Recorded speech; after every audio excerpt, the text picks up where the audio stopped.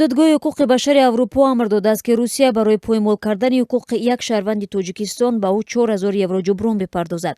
Додгоҳ ҳамчунин аз Русия хостааст ҷавони 37-солаи тоҷикро, ки мақомоти интизоми ӯро ба узвият дар ҳаракати исломии Ӯзбекистон муттаҳам мекунанд, ба Тоҷикистон насупурад, зеро мумкин аст ӯро азобу шиканҷа бидиҳанд. Номи шаҳрванди Тоҷикистонро ба далели хатари рабуда шуданаш ошкор накардаанд ва аз ӯ ки ин ном мебаранд. Иларион Василев, вакили дифои ӯ, рӯзи 9 ноябр ба радиозудӣ гуфт, ки ҳукми додгоҳи ҳуқуқи башари Аврупо рӯзи душанбе содир шуд ва ӯ дар умум аз ҳукм қаноатманд аст, ҳарчанд ҷуброни таъиншударо бисёр кам мешуморад. Шаҳрванди Тоҷикистонро дар соли 2011 дар Тоҷикистон дар ғайбаш ба узвият дар гурӯҳи ҳаракати исломии Ӯзбекистон муттаҳам карданд.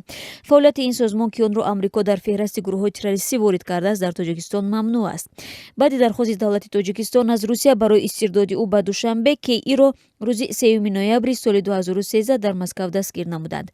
вакили дифои рус гуфт, ифшо кардани ном насаби зери ҳимояи ӯ, ки ҳоло дар Русия аст, ба зарараш хоҳад буд, зеро мақомоти Русияву Тоҷикистон хуб медонанд, ки сухан дар бораи кӣ меравад ва хатари рабудан ба Тоҷикистон фиристодани ӯ вуҷуд дорад. мақомоти Русия ба КИ ҳаққи муваққатӣ паноҳандагӣ доданд ва ӯ ҳамроҳи хонаводааш дар Русия будааст.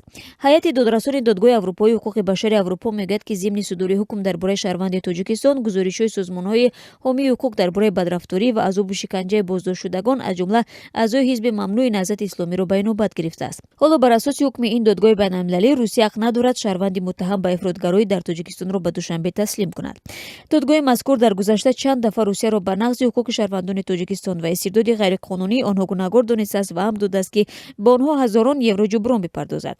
яке аз номунаҳои онҳо ҳукми додгоҳ дар робита ба амалкарди мақомоти Русия нисбат ба Муҳаммадрӯзӣ Искандаров, раиси пешини ҳизби демократи Тоҷикистон аст.